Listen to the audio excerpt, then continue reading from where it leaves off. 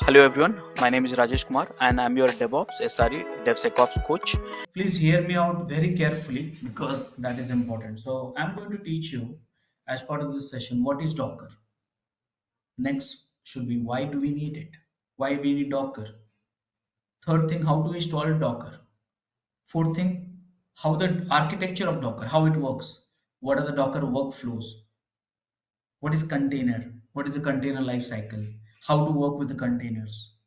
And after that we'll have to create work with the images also. We have to how to create images. We'll see that how it progress. So please focus on it. So first question which I'm having in my mind, what is Docker? So guys, when I look at that Docker, so I say Docker is a container management platform or tool, whatever you want to call it. It's up to you. I'm okay with both of these things, platform and tool. Container management tool. In the last session I talked about virtual box, right? So what is a virtual box? I talked about it. What is virtual box? So it's a VM management tool. Correct? Agree with me? Okay. So now the question is, what is the definition of tool? Why we are using one more tool? We are learning so many tools as part of this DevOps and SRE, and some of you, some of the time you will feel, I mean, little frustration. That's okay. Feeling frustration is okay. But why do we use a tool? Because you know what, we have so many tools. The reason is very simple. Tool will save your time for doing the work. Yes, we are having so many tools. Earlier we were changing the tools 30 years, 100 years, 50 years. Then we started changing the tools once in a 3 years. Nowadays we are changing the tools in every 6 months. And I must tell you, once AI is getting introduced in our life, AI will change the tools every 1 hour actually. So this is the kind of world we are getting into that. So we are learning this tool again, one more new tool. Why? Because it will save your time, save cost, and improve the quality of your work. So now next question you'll ask, Rajesh, how can it save my time? I mean, how Docker can save my time? So let me ask you one thing. You want to run applications.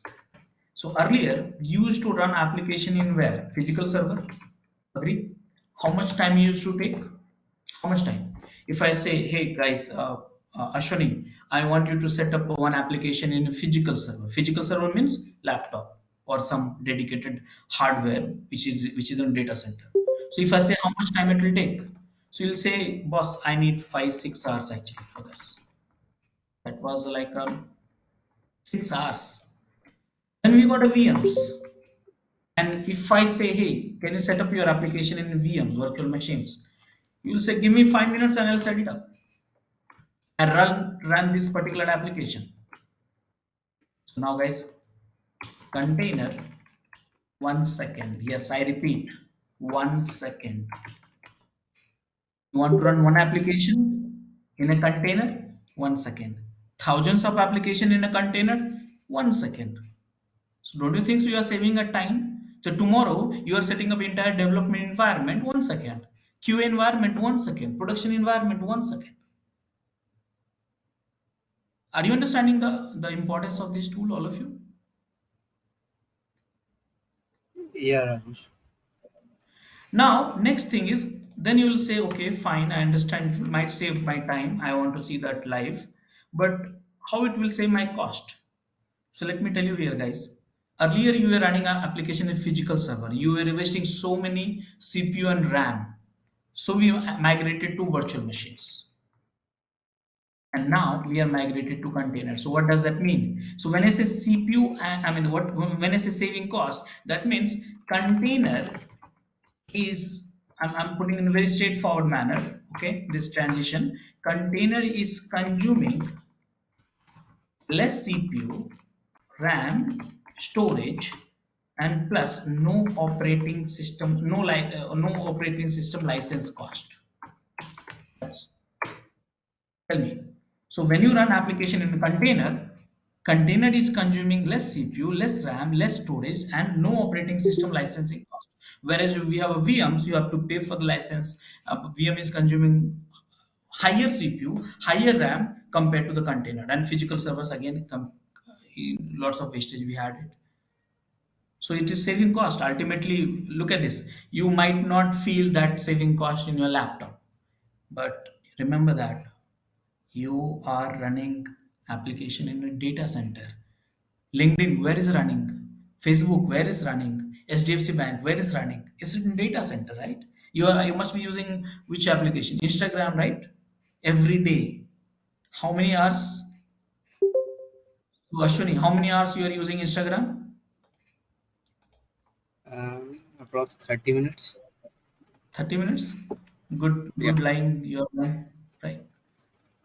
So you are using Instagram, but where it's running? It's in data center. Someone is paying for you, right? Instagram and Facebook is paying for you. So they want to run applications, thousands and thousands and thousands of applications. They want to run it, but at a lower cost. So that is where they have to bring the new technologies for it. It's not about you, it's about them. And if I save your time and cost, don't you think though whatever the saving you did in the cost in terms of cost and time, you can focus on to do the proper good quality coding and quality testing? Because today if I say, hey, Amit, can you write a good code? Then you'll say, boss, I don't have a time. I'm busy in some feature development. For require the coding for writing a good code, I need a little bit of more time. Agree, but you don't have a time, so you say like that. But here now if I say, hey, I'm saving your time here, we are running application in a physical server, virtual server, but in a container, it's saving a cost. Can you spend time with the quality coding and quality testing? So ultimately it will impact your things. So now if someone will ask you, my question is, if someone will ask you, hey, why you are learning Docker? So now, do you have a reason for it or not? Ajay, Divya, do you have a reason now? Yeah, yeah, Raj. So this is the stuff we have a Docker. So what is a Docker? It's a tool for these regions. Now you will say, Rajesh, okay, fine. What is a management then? So guys, put it in always context. When I say management for VM, what you did in the last session, I don't know how many of you are doing the practical session or not, but here you created a VM. Mind it. You created a VM, then started the VM, then stopped the VM, then restarted the VM, then may pause the VM, then resume the VM, then kill the VM, and then remove the VM. These are the things you do that with the VM. You are giving special attention to container. Docker management container, that means using Docker you can create container, start container, stop container, restart container, pause container, resume container, kill and remove. Simple. So now next question you will say, Rajesh, what is container then? That is a question, important question. What is container then? And this is an important question you need to understand. So let me help you with it, and I'm sure you might have spent time with the kernel session, which I asked you to take it very seriously. That's the reason I cover every topics in a way, so you should not miss out anything. It's like starting to end, everything is covered. You have to become a good programmer, you have to become a good testing guy, you have to become a good administrator, you have to become a good DevOps, SRE, everything you have to become a good one. So here, how do we run applications? So earlier what we did, let me remind you, you had a hardware. I'm putting in a short, okay. Long sessions you have in the LMS also. So this is the hardware, okay, and top of that we had operating system, kernel, correct? So kernel, when you run this kernel, what you got it? So you got one network, one N I am writing, and then you get one pit tree starting with a zero, pit tree, and then you get one mount means one C drive, D drive, root file system means, let me show you again if you have forgotten, though I should. Expect that you will next time you will study all the topics. See, this is the one. You know that very well. Most of you, I understand that have been working on the Linux. You know that this is a root file system, starting with everything with the root. And in the Windows, what we have C drive, B drive, and all kind of things. Here it is. Right now. So yes. So here you have one root file system, and then you have one user, and then this is your applications.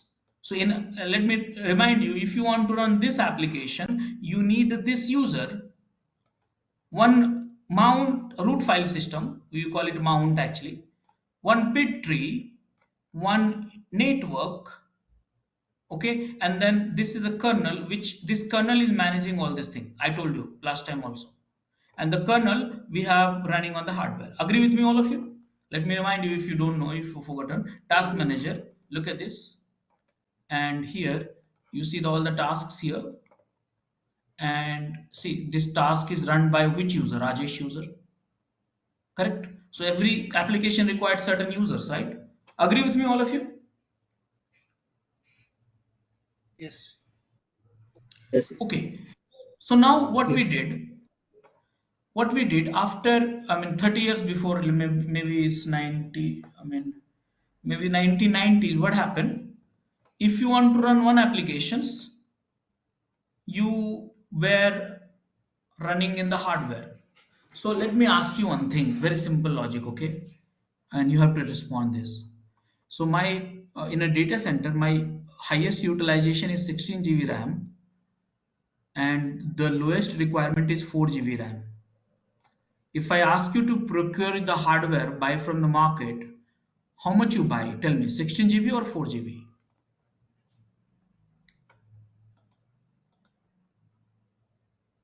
16 maximum. Simple common sense, right? You will say, Rajesh, highest requirement is 16 GB. But guys, I must tell you, average utilization is 6 GB. So tell me how much is the wastage per day? 10 GB is one machine, multiply by thousands of machine you run in the data center. So look at the loss actually. You cannot utilize this infrastructure for any other application because of physical server. You cannot share the infrastructure. So this was the physical server. What we did then, this is where the VM has come, right? So VM has got a hardware, same hardware, but here we are running the kernel on the top of kernel operating system, and then top of hypervisor. One of the hypervisor is like, you know, that this one, virtual box, but it can be advanced one also. And in that, what we do, we create a VM, one VM, two VM, 100 VM, and each VM, I must tell you, you have operating system, kernel again. Here, each VM you have operating system, and then here again same thing, one network, one pit tree, one mount, which is root file system, one user, and then you run applications. So the VM has created isolation. That means you get a complete environment for running applications. Same thing here also, same thing here also. Now what you can do, these two machines you can give it to the X project, and this 100 machine you can give it to the Y projects. Now Y is not needed, but X is needed more, so you can destroy this one and you can share the hardware, same hardware, and you can manage this one. So here the cost has been reduced for running the data center with the VMs technology, and which got introduced 30 years before actually, not new. Agree with me all of you? Good. Now guys, in this architecture there is one drawback. If you look at this, let's say I want to run three applications, one application, two application, three application. In order to run three application, how many operating system you need? One, two, three, four. And hypervisor also is consuming, we call it heavy hypervisor. That means consuming CPU, RAM, and storage also, and licensing cost also. So VM is good. See, understand that. VM is good technology when you compare to the physical server, but not good anymore. Why? Because it is also having lots of wastage. Lots of wastage. So then this guy Actually, let me be honest. Container, the one which I'm teaching, is not a new technology, to be honest. Is there since ages actually, since the inception of computing, but we have started exploring and using nowadays from last few years. So this is the guy, Solomon Hayek. He identified, you see him? So he identified there is a problem in the architecture itself in the computing. So if you want to run three applications, you need to have a four operating system. And each operating system also consumes CPU, RAM, storage, and licensing cost. And hypervisor also consuming huge amount of CPU, RAM, and storage. Lots of wastage. So you are running application. Let's say Apache. This application could be Apache, MySQL, or Python application, or anything as such. MySQL, MSSQL, PostgreSQL, Apache, Nginx, Tomcat, WebLogic, WebSphere, a lot of applications. So running application, you require this operating system because of isolation, and but you're wasting so much of resources. So what this guy has proposed, Solomon Hykes has proposed, he said, hey, listen, please hear me out clearly. In order to run application, what do you need? You need a one root file system, you need a one bit tree, you need one network, and you need one user. Agree with me? Yes. And who is managing all this thing? Kernel.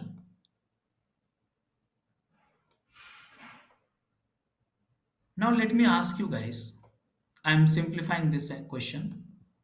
How many users you can create in one operating system?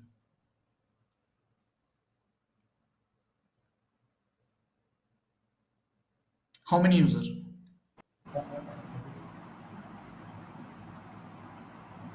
Maybe 100, 200.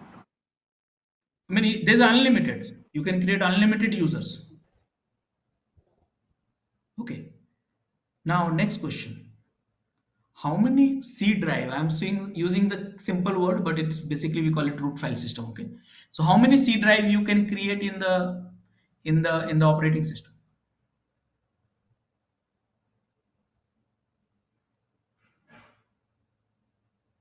How many you Uh, have seen it?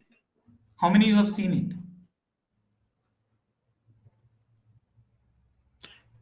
I What was think the it question? depends. It depends on How the many hard C drive. drive? How many C drive you have seen that in operating system? You can create only one file system. Like in Linux, it will be root your file system. Yeah. So here, what I'm trying to say here, most of you have seen only one file system in operating system. Agree? Yes. C drive, I used it to simplify the understanding. But you know, guys, the beauty is, please hear me out. Please understand this. The beauty is kernel, the kernel can create n number of user which is allowed, n number of root file system which is allowed, n number means multiple, n number of network also, and n number network pit tree also, four resources we needed. But in operating system, we only create one network, one pit tree, one mount, and multiple users are allowed. Why? Because remember that it's a PC concept. Earlier, when the computing was introduced, it was a PC. We call it still PC. PC means personal computing. So architect at the time realized that okay, this device which we are creating for the human beings, what they will do with the multiple C drive? They'll get crazy. What they will do with the multiple network? Not required. What they will do with the multiple bit tree? Not required. But they might need multiple user because someone will be brothers, sisters, colleague, this team, that team, whatever it is. So they design this compute architecture based upon the requirements which we had earlier. But now we don't need a PC. We need a compute unit in a data center. We are running application in a data center. So I must tell you here, the kernel can create n number of network, pit tree, mounts, and user, whereas PC means Microsoft or Linux allows only you to create a one network start with, one pit tree, one mount, and multiple user. So what this guy did, this guy say, hey, listen, we need these four resources to run my applications. So can we do something like this? Can we do something like this? There's a hardware, there is a kernel, okay, and kernel can create everything. Mind it, this is the kernel here, you have kernel here, you have here also kernel, you have here also in the VM kernel you have. So there's a kernel, and I will ask kernel, hey kernel, who will ask? So this is Solomon Hikes. Okay, this is the guy who's sitting on top of the kernel. Now, what he's done, he developed one tool called Docker. And Docker is talking to the kernel, and Docker is saying, hey kernel, can you create one network? Wonderful. Docker again requested, hey kernel, can you create one more network? It's possible. Can you create one more network? Possible. Can you create one more pit tree? One more pit tree, one more pit tree, and one more C drive. We call it a mount, mount, mount, mount. And can we create a user, and kernel always say yes, yes, yes, yes, we can create. And then remember that, then Docker ask kernel, hey kernel, can you do one thing? This user, can you attach to this C drive mount network pit tray? This user with this C drive mount network pit tray, and same way. So now if you are here, this user, you will have a different environment. If you are this user inside it, if you have a different environment, if you are this user, you have a different environment, and you can run your application here, here, here. Now let me ask you here, in this architecture, how many operating system you have?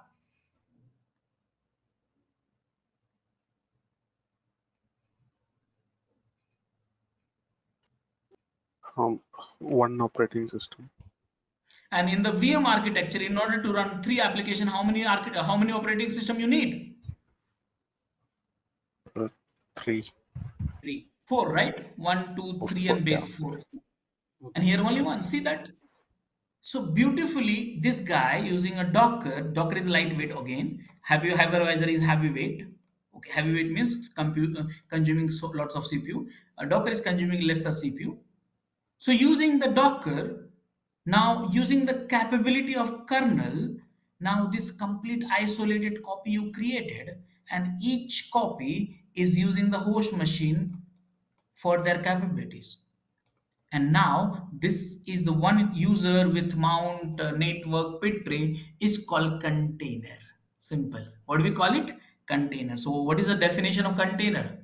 So container functional definition, you can say container is a lightweight environment, app runtime environment, lightweight app runtime environment powered by Docker. Lightweight means consuming less CPU, RAM, and dot dot dot. And app runtime means container is running your applications. Your application could be Nginx, Apache, PHP, Python, Java, LAMP, XAMPP, whatever it is. Are you understanding what all of you? Yes. Yes, sir. So, what is a container? So, yes, technical definition is container. Container is one network namespace. If someone is asking you what is container, you should tell them one network namespace, one mount, which is C drive, I'm saying for easy understanding, one pit tree, and one user created by kernel, requested by based on the request from Docker. Simple. So functional definition is a app runtime environment which is lightweight. Both definition I talked about it. So now, what is Docker? Did you understand? Docker will manage your container which will run your applications, and when you run application in a container, the platform which you are using is called Docker. Is that clear, all of you? Sir, first line repeat again. So what is Docker? So Docker will manage your container. Docker is a platform which manage your container. When it's a manage means this one, and container where you're running applications. Why? Lightweight, consuming CPU, RAM, storage, licensing cost lesser. No licensing cost. And this is the father of Docker. This guy has written this code. Did you understand that, all of you?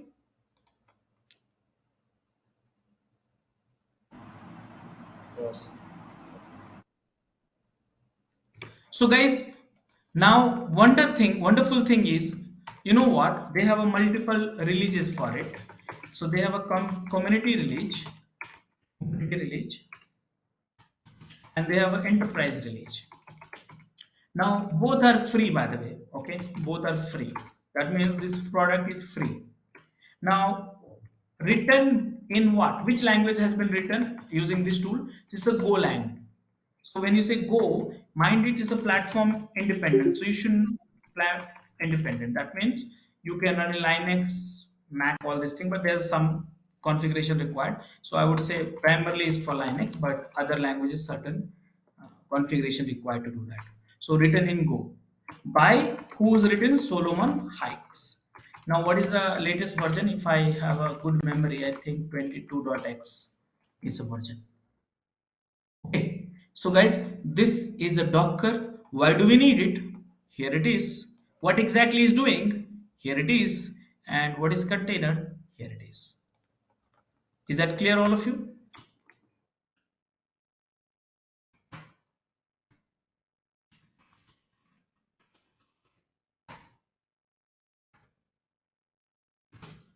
Is that clear, all of you?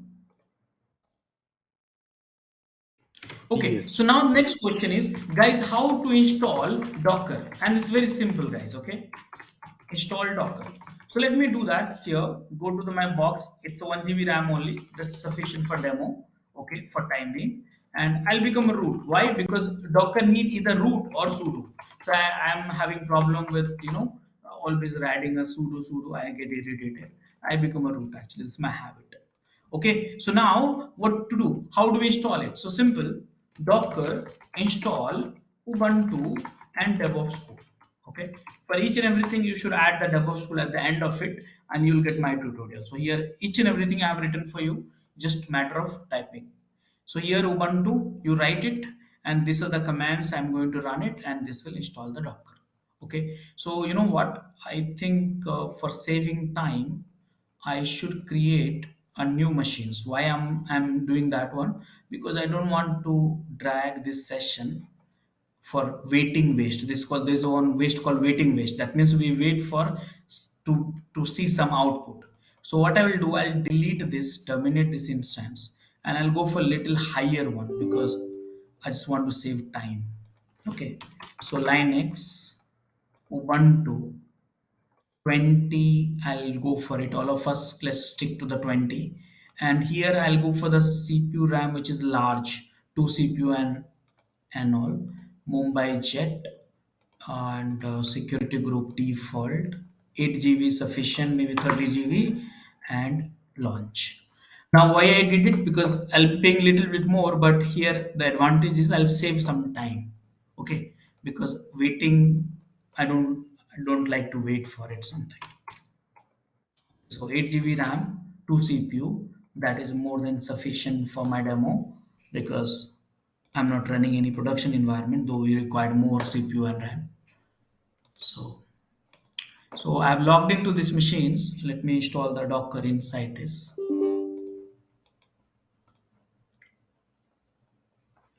Except Ubuntu, enter. Now let me change the screen color so you see better. 12 bold. So guys, is it visible all of you? This font style and all?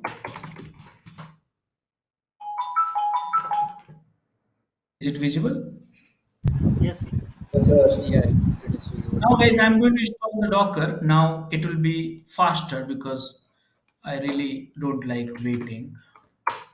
So quickly it will be done, everything. This is all I'm blindly running this command. I'm not going to explain it to you because these all are apt commands, prerequisite for installing the Docker. And here, yes, and you should do that.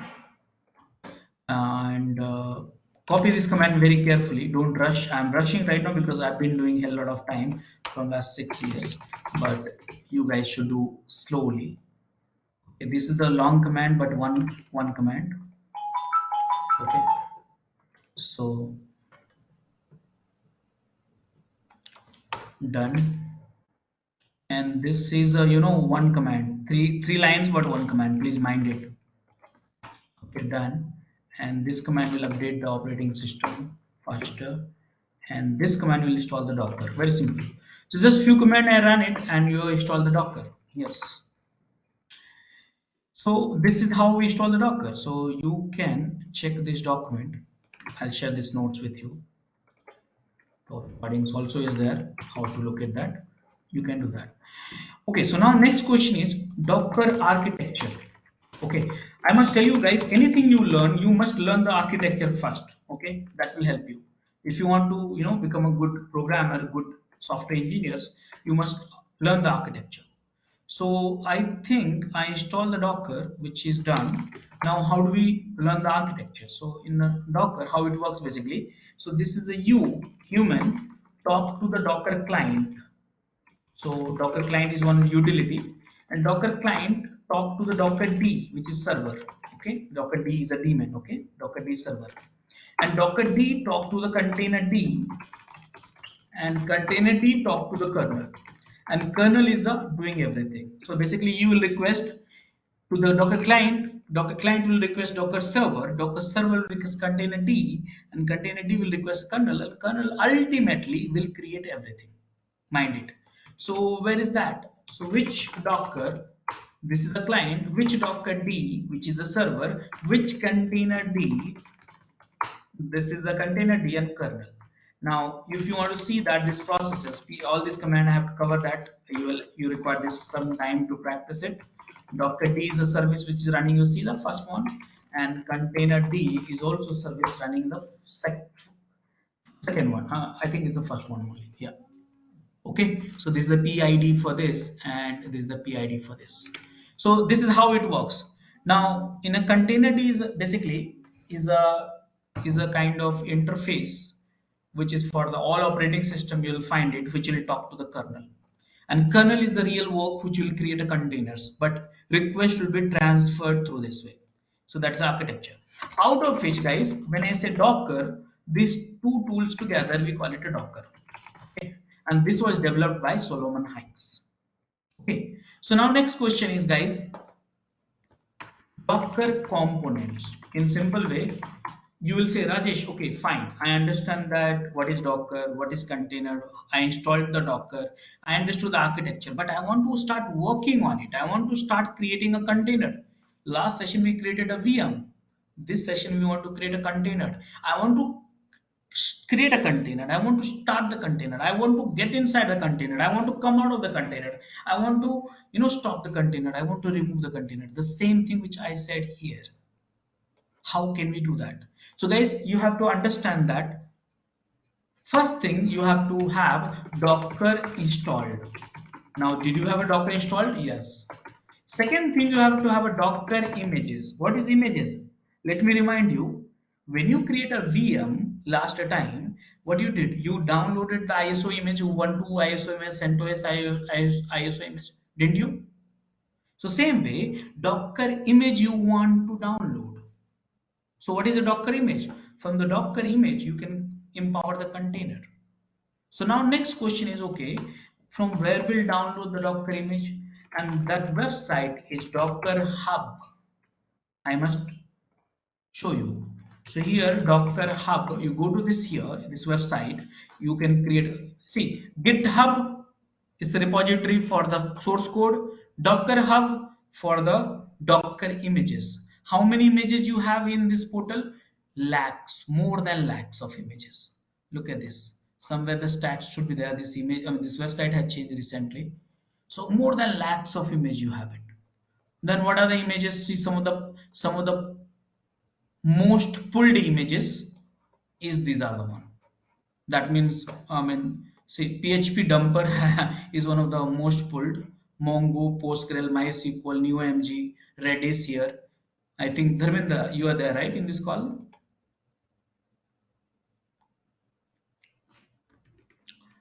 Redis, you are working, right? So here you see Redis, Memcached, Postgres, MySQL. You want MySQL to run? Here it is. OpenJDK, Java developer, Node developers, Golang, PHP, and a lot of it. Now, if you think you want to search something, you can search something.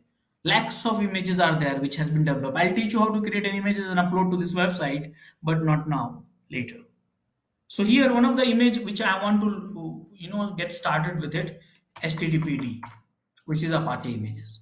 So now here you see I search for it is official images created 80 days ago, and you see here how do we pull it?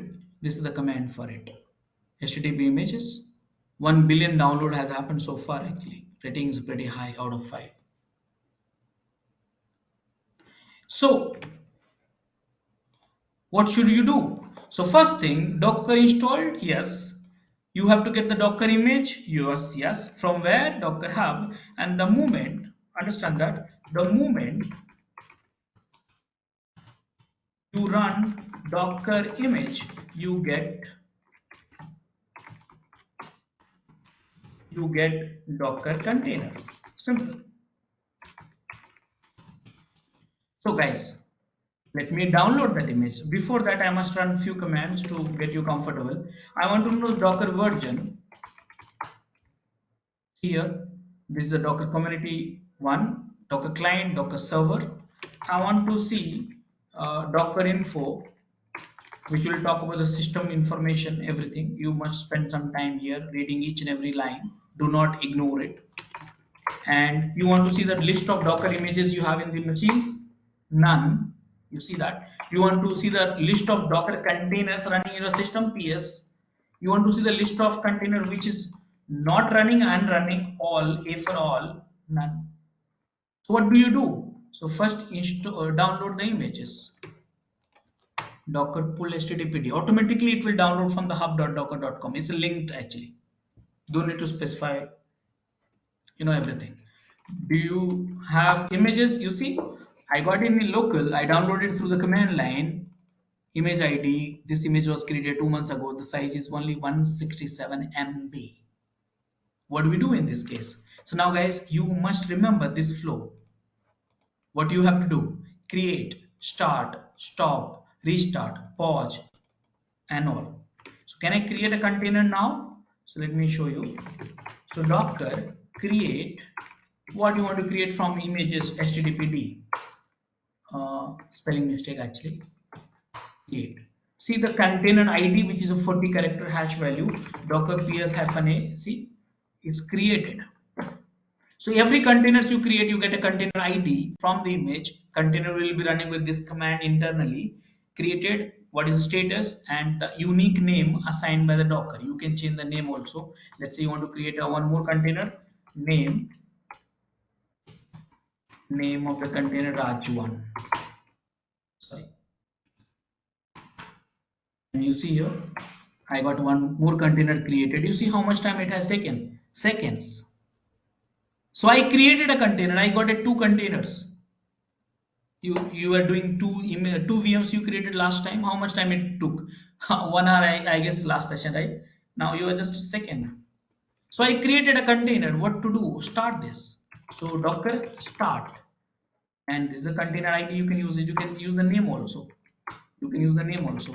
So I'm starting these two containers, and you see here both the containers is up right now, and both the containers, because it's Apache, is running on 80 port with HTTP this executable which is running inside a container. So do you want to start and then stop the container? Let me stop the container. the container.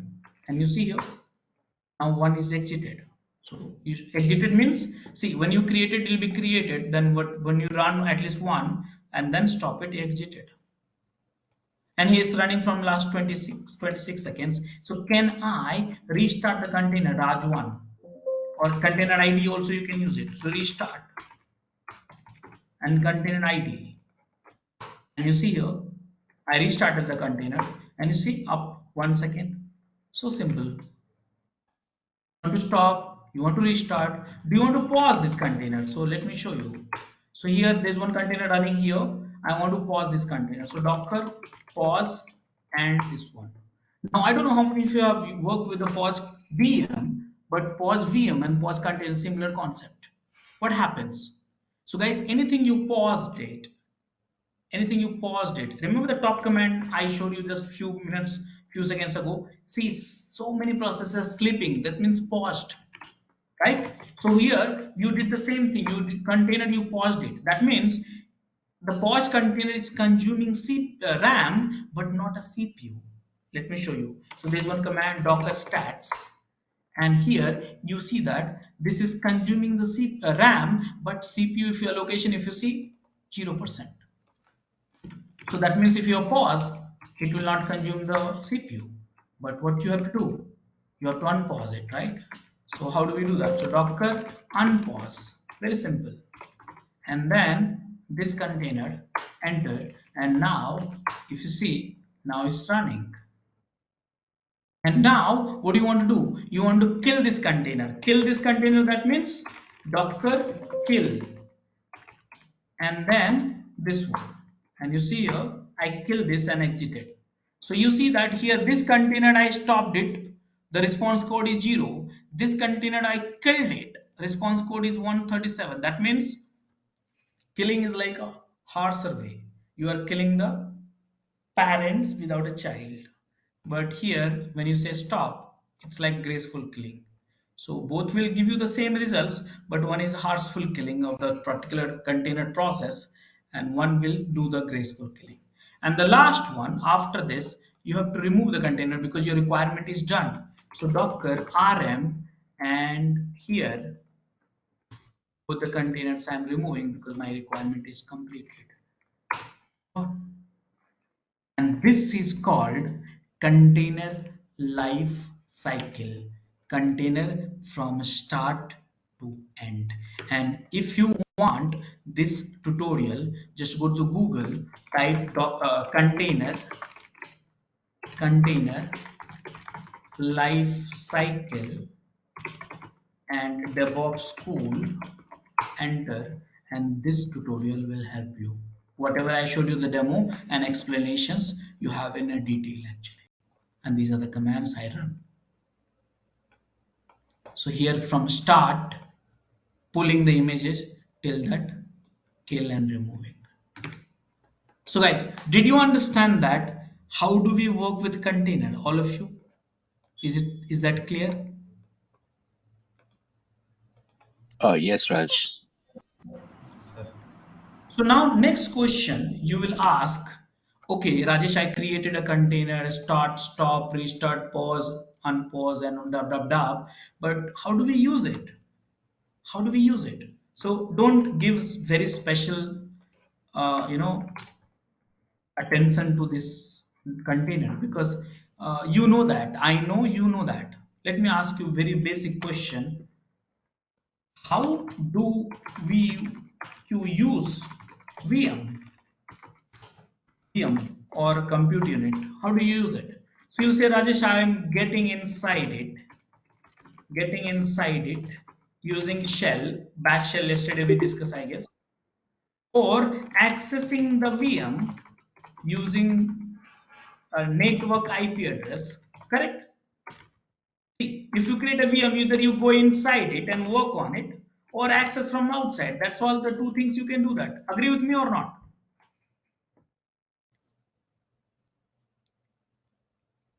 Yes. Yes, sir. Yeah, So why right. you are giving So why you are giving special attention to the container? The same thing. Container is your compute unit. I repeat, laptop is your compute unit. VM is your compute unit. Container is your compute unit. So there should not be any difference conceptually. So if you want to go inside the container, what to do? So Docker execute what? Container ID. So you have to use a container ID, and then what do you want to execute inside the container? Bin bash. So here remember that because you are a fond of bash shell, so you are going to run this executable inside this container, and you can interactive the IT option, so you can get inside a container. Nothing great about it. No need to brag this topic. You want to go inside Docker exact interactive way with a container bin bash. Here you don't like a bin bash, you have options for SH and other stuff, depends on availability inside a container. Okay, now if you want to access the outside, so you know that you have to get IP address. So how do we get it IP address? Inspect front ID, and then the curl http IP and all kind of thing and port number. Can we do that? Let me do that. So here I'm going to create Docker create httpd. I created one container, and guys, Docker ps-a. I created one container. I'm going to start container Docker start and what container ID, and I'm going to start this container, and then here you see started. Now I want to go inside a container Docker exec -it and the container ID, and inside the bin bash, because you are a human being, you need a shell. You cannot interact with compute unit without a shell. You need a shell, right? So done. Where are you? Where are you? Bash in the bash. You're No, in the you are in. container. Yes, you are inside a container.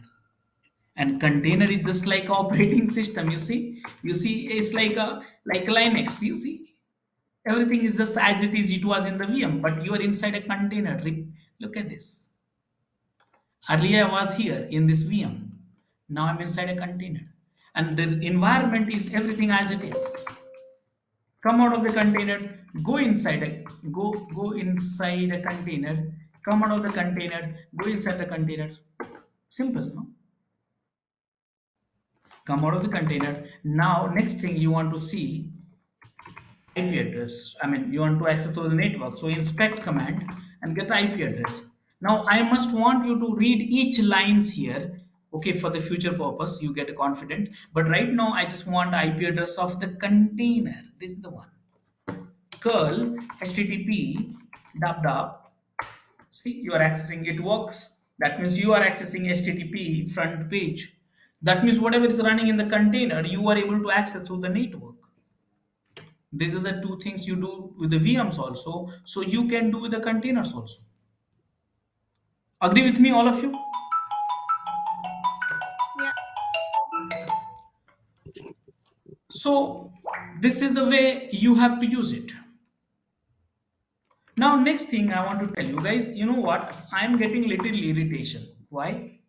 Because you know what, if I want to use it any containers, so first thing what I did, I created a container, one command, then here I started the container, second command, and then here I do that exec to go inside that, and somewhere here I pull the command, pull the images. Somewhere I did it actually here. So I feel little irritation actually.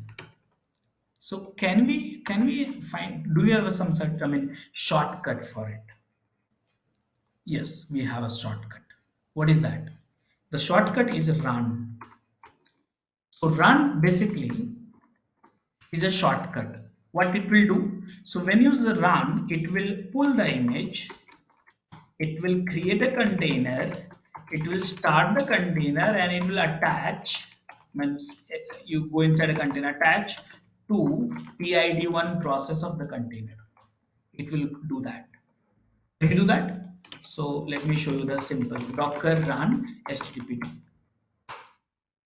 See what happened? What happened? So basically it created a container. I lost the console because it attached to the PID on of the container. Okay, of the container. So that's the reason I lost my console actually. So you have to open a duplicate session Ubuntu, and you see here Ubuntu, and then sudo hyphen s. I have to become root docker ps. See this container. It's a shortcut. So you got attached to the container console. What is this? Is the HTTPD console. So you say, Rajesh, I think I don't want to attach it. So, but still I want to create and start. So what to do? So you do docker run hyphen d. Do not attach it. Simple. So this time, look at the magic now. I am having with 8 GB RAM, and look at the power of container. How many Apache you want to run? So Docker run hyphen d HTTPD, one container, two container, three container, four container, five container, six container, seven container, and so on. You are able to create so many Apache applications. See, so many Apache applications running in your machines. How much time you do that? Look at this, only 8 GB RAM, and I must tell you, you can run 30 more containers right now in 8 GB, because I see that utilization. You can look at this, no stats. Look at the utilizations here, stats. Look at this utilizations here, top here. All these commands, you know that. See CPU utilizations. Look at the memory utilizations. Look at this.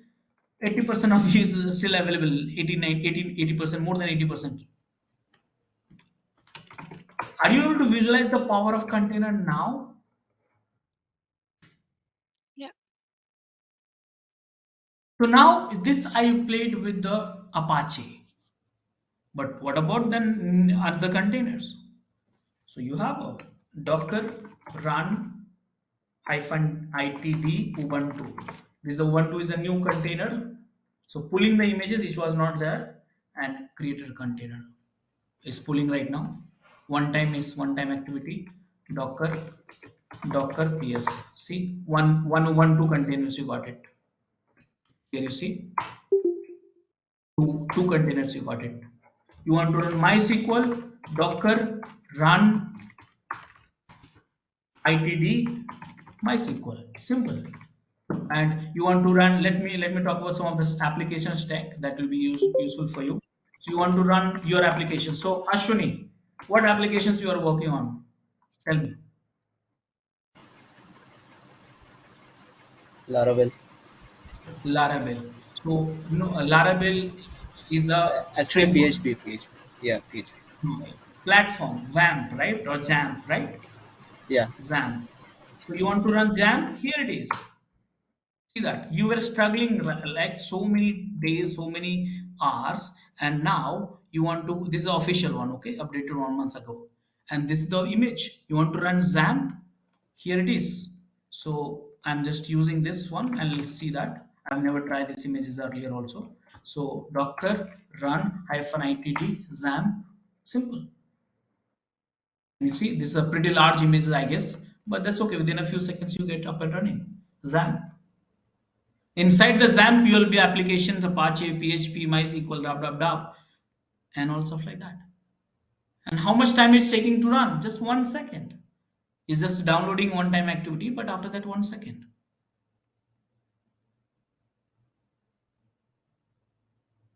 See here,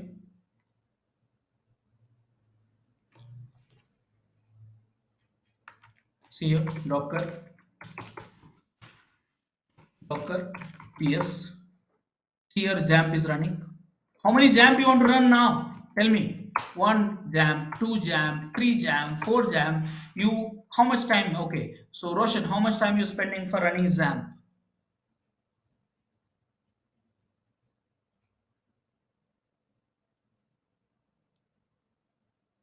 Maruti.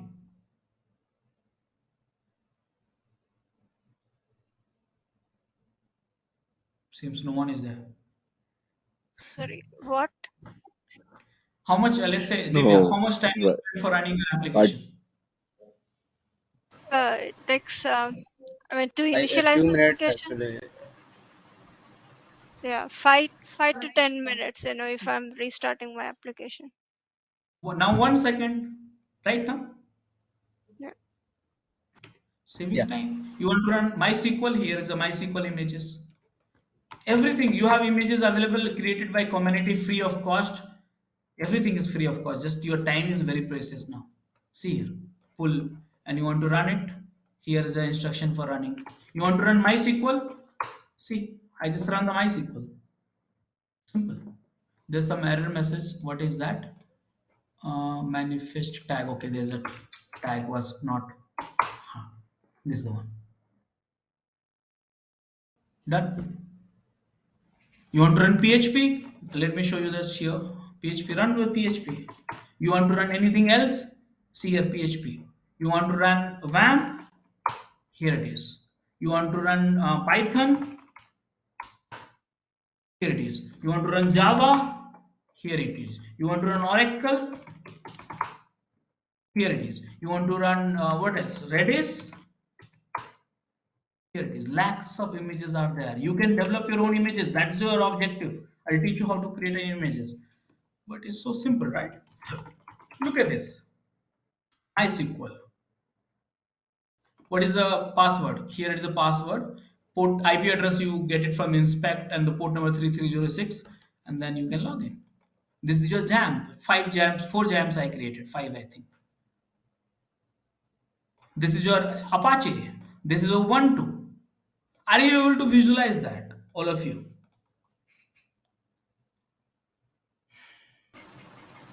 Yeah. Yeah.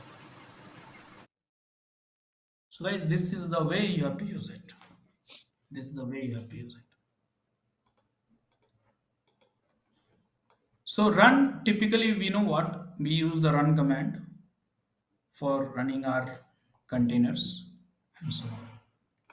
So you know what? I have created one document and this I call it Docker commands and put the debugschool at the end of it.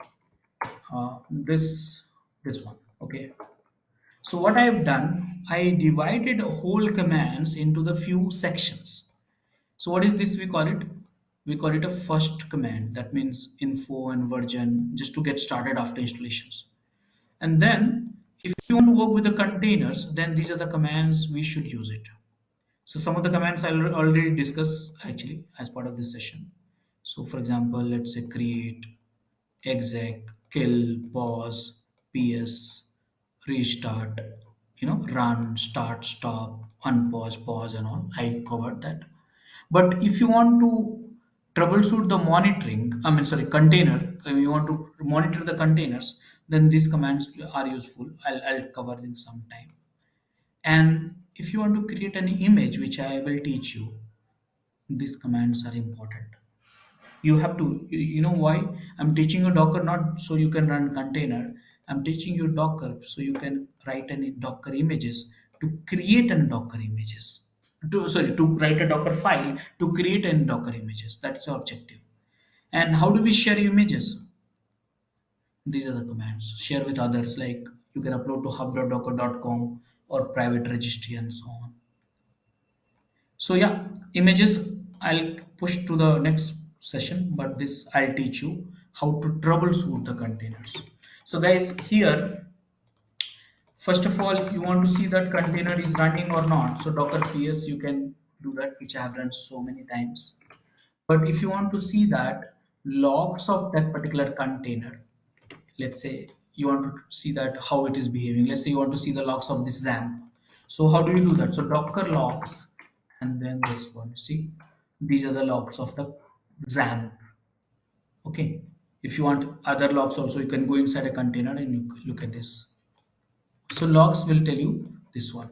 Stats command will tell you the CPU utilization, RAM utilizations of that container. So Docker stats, I ran already that one. You see, these are the utilizations. If I look at this, I mean, look at this, so many containers I'm running, and if I want to show you that how much, still you see, look at the best part. Still, mine 6.4 GB is available. That means utilization is only 1 GB. That means all these resources. That means we look at this. So many Apache, so many XAMPP, so many MySQL, so many Ubuntu. I run it, and just it consumed 1 GB. Look at the magic. Correct now? Yeah. All of you. Yeah. Yeah, sir. So now, guys, you know what? Each container, remember that one very important concept. Everything you run in the system is a process. I told you in the kernel topics. Everything is just a process. Without a process, nothing runs. So container is also a process for the system. So now if you see that here, let me container D. Let me show you all the container process. I know that. Grep container D. See, these are the process. But the problem is which container I'm running more than 10 container, but which container is which with the what process, parent process. How do we track it? So there's a Docker has given one command, and that is called Docker top. So you want to find out, let's say Docker PS, and this container I want to find the parent process in the system. So Docker top. That way you will can track the parent process, which is 9267 and 9247 for that. Is a system process actually. Okay, so top command. An event command is to monitor Docker server, not a container server. I must remind you the architecture. So here, when I see that Docker client will have a Docker server, and this is the most of the work is doing with the help of containerd and kernel.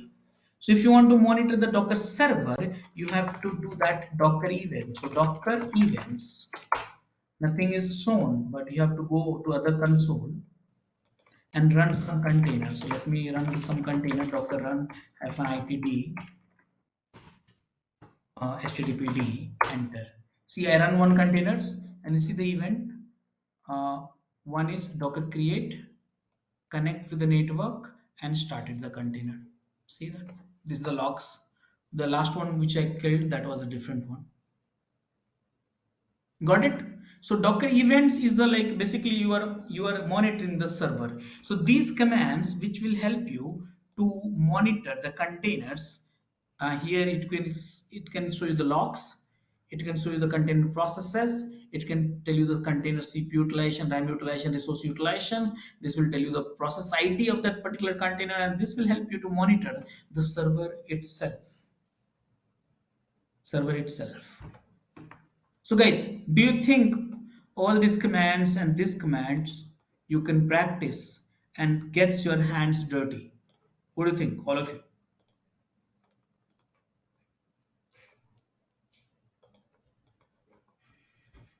Yeah, yeah, can do that. Yes. Because once you get hands dirty, then I'll teach you how to create an images.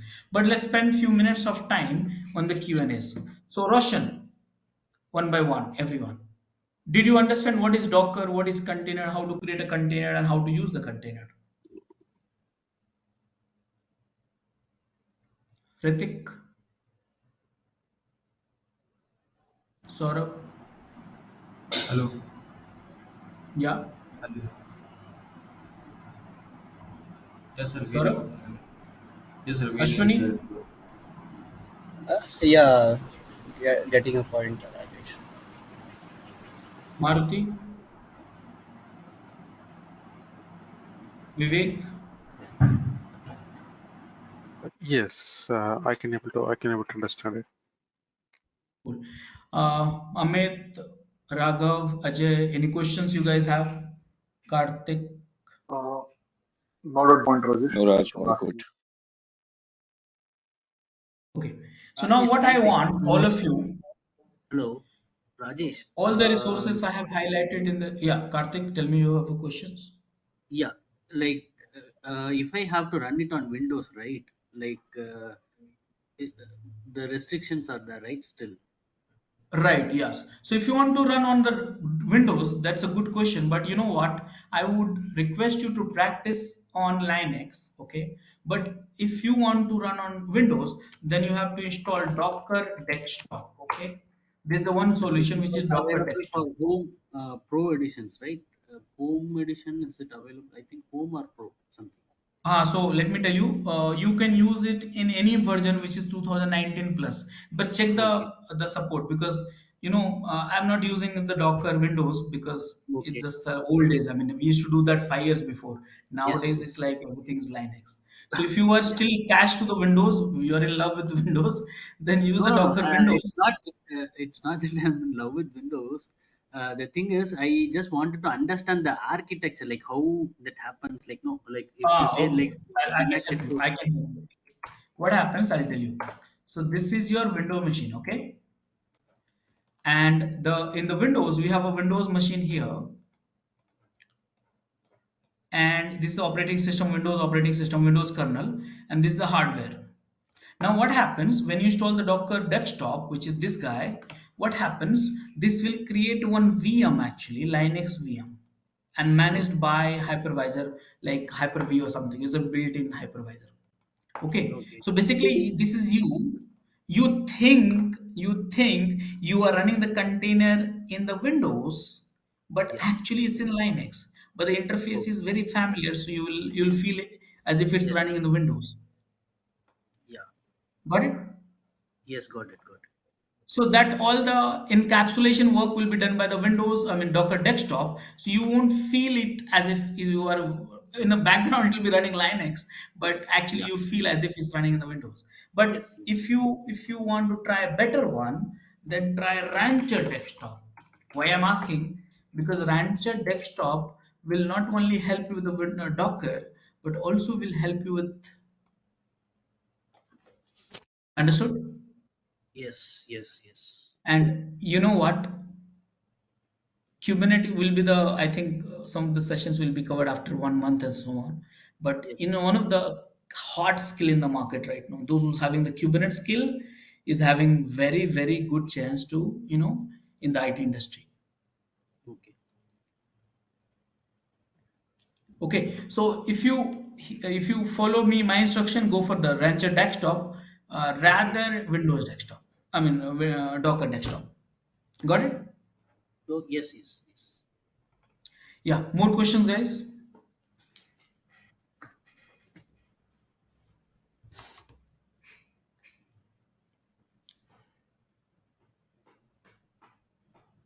Amit, you have any questions?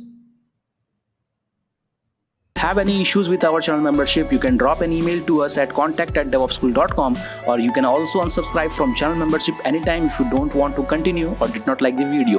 Please be kind enough to like it, and you can comment any of your doubts and queries. We will reply to them at the earliest.